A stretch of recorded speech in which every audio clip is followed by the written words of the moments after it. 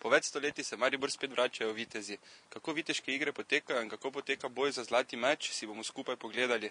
Kako pa poteka suhi trening, pa si pogledamo kar zdaj.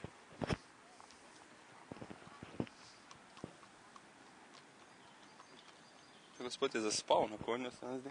Najprej nas zanima, zakaj pri tej predstavi pravzaprav gre.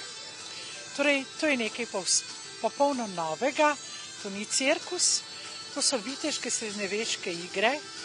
Celoten program se izvaja na konjih, nastopajo mladi konjeniki in tudi konjenice.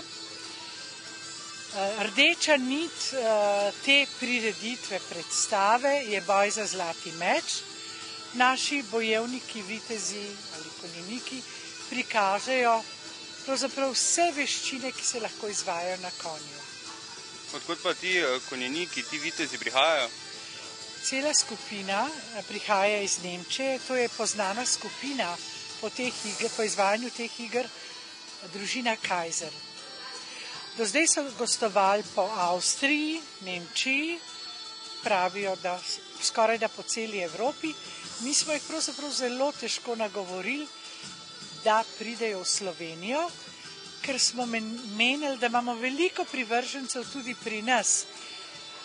Mislim, da bo nekaj časa trajalo, da se bo ta program spoznal v tej obliki, kot se predvaja. Marsikdo misli, da je to cirkus. To ni cirkus, to je pravzaprav spektakel na konjih. Kako dolgo je ta predstava še v Mariboru? Mi smo tukaj do 10. maja, potem odidemo še v Ptuj. Če se bo pokazalo, da je vseeno, da imamo veliko privržencev oziroma ljubiteljev, bomo nadaljevali še po Sloveniji, če pa ne, bodo žal zapustili Slovenijo. Se pravi, obisk v bistvu niste zadovoljni, zelo žalostno. Ljudje ne kažejo zanimanja prav za takšne predstave ali nasploh za takšne cirkuse sploh? Ko se pogovarjamo z obiskovalci, ko zapuščajo našo areno, so vsi zelo navdušeni. Mislim, da ne vejo, pravzaprav, kaj jih čaka tukaj. Srednji vitez Aragon.